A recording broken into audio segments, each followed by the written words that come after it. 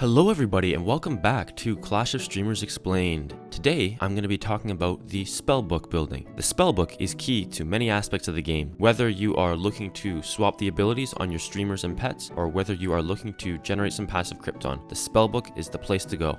You first unlock the Spellbook at best game level 15. Even though you first unlock it at this point, you can't actually use the Spellbook until you've unlocked 1000 ability sets. If you're unsure of what abilities are or what they do, check out our streamers and pet explanation videos first. Note how I mentioned ability sets and also abilities. There is actually a difference between both of these topics. To put it simply, an ability set is just a specific combination of abilities. When you inspect your heroes and pets, you can see that they have a specific combination of abilities. The arrangement of the abilities as well as the actual abilities used is what constitutes an ability set. Like I mentioned earlier, to use the Spellbook, you need to first unlock 1000 ability sets. To unlock an ability set, you simply need to own a hero or pet with a specific ability set. Even if you happen to destroy the hero or pet while upgrading another one, you will still keep the ability set of whatever is destroyed. This way, you can only gain ability sets, you won't ever lose any. You'll find yourself reaching the 1000 ability set marker rather quickly when starting out. Once you have 1000 ability sets, you unlock all the features of the Spellbook. So what exactly can you do with the Spellbook? There are two primary things you can do. You can buy ability sets and swap ability sets on your heroes or pets. To buy an ability set, you need to spend Crypton, and to swap an ability set, you need to spend gems. The first thing you'll notice in the Spellbook is your list of heroes. You can easily switch between your pet's view and your hero's view with the button in the bottom right corner. When we click on a hero, we can see the model of the hero, the current ability set on the hero, as well as 4 empty slots for a new ability set. The first view shows us all the possible ultimate abilities for the rogue class. Since our hero is a rogue, these are the only options. When we click on an ability, we can then select it and move on to the next screen, which shows the auto skill abilities. We can then select abilities the same way we selected the ultimate ability. However, you'll notice as we select more abilities, some become grayed out. Remember how I mentioned earlier that an ability set was a combination of abilities? This is exactly what I'm talking about. The grayed out abilities here tell us that we do not have an ability set of that certain combination. If we select one which isn't grayed out, we can then pay gems to assign this new ability set to our hero. If we select one of the grayed out abilities, since we don't actually own the ability set, we get the option to pay Crypton to buy the ability set and apply it to our hero. You might also see abilities which are darkened out with these arrow icons. When your abilities look like this, it means that this specific combination of abilities is currently active on another hero or pet in your collection.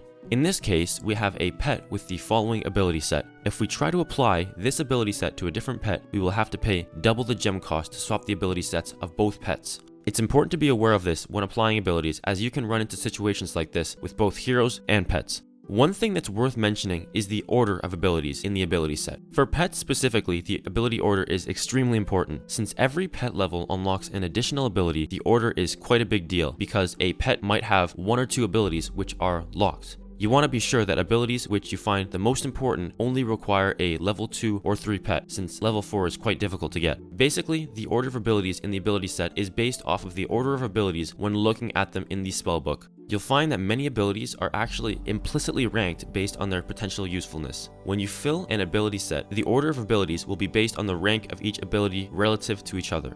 You might already be confused, so I'm going to give a concrete example to explain exactly what I mean. So let's take a look at some pet abilities. Let's say I want this ability, Egg Power Leveler, to appear in the 3rd slot of the ability set, so that we only need our pet to be level 3 to use it. What I need to do is include one ability with a lower rank and one ability with a higher rank. Every passive ability which appears before Egg Power Leveler can be seen to have a lower rank, and every passive ability which appears after Egg Power Leveler has a higher rank.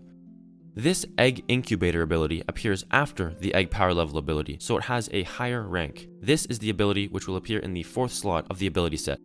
Lastly, we can choose Booster Bargain, which will appear as the 2nd ability in the ability set. Since Booster Bargain appears before the other abilities, it has the lowest rank. Even though it looks like we can actually customize the order will not actually be applied to the ability set like you see it set up here. Once we apply this ability set, Booster Bargain will be the 2nd passive ability, requiring the pet to be level 2 to be active. Egg Power Leveler will be the 3rd passive ability, requiring the pet to be level 3 to be active. And Egg Incubator will be the 4th passive ability, requiring the pet to be level 4 to be active.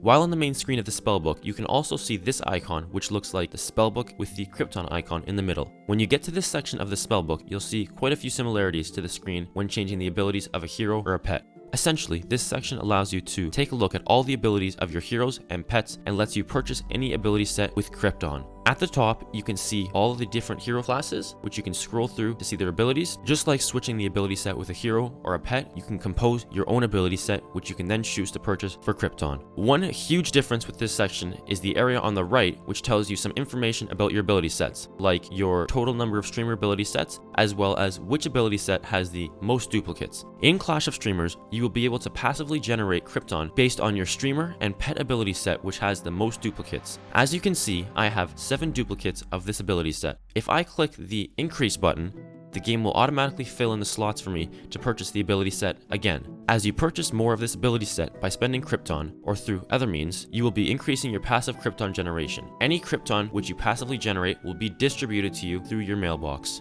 The way this actually works is through achievements. If we head to our achievements building, we can see there is an achievement for collecting a streamer ability set a certain number of times. As we continue to collect more of this ability set, we will continue to get achievements, increasing our passive Crypton generation. For every one of these duplicate ability sets we collect, we will get a 0.1% increase in our passive Crypton generation. If we collected 100 of the same ability set, our passive Crypton generation from streamer ability sets would be 10%. It's actually the exact same case with our pet ability sets. The pet ability set, which has the most duplicates, will also increase our passive Crypton generation. As we can see, we also have the exact same achievement which grants us passive Crypton generation, except this time it's with our pet ability sets instead of our streamer ability sets. If I did my job correctly, this should have given you a good idea of how the passive Crypton system works and how you can actually go about creating your own passive Crypton stream. All you need to do is buy the streamer and pet ability set with the most duplicates a ton of times. While it might be tempting to instantly jump into the building and get as many ability sets as possible, if you have a bit of patience and prepare a bit before buying your ability sets, you can end up with a lot more ability sets and as a result, a lot better passive Crypton generation. I've done the math, I've calculated it out, and I think I figured out one of the best, if not the best way to set up your passive Crypton stream. However, to keep this spellbook explanation simple, we'll have to delay a passive Crypton generation strategy for a future video, which will be all about making some nice, sweet Crypton.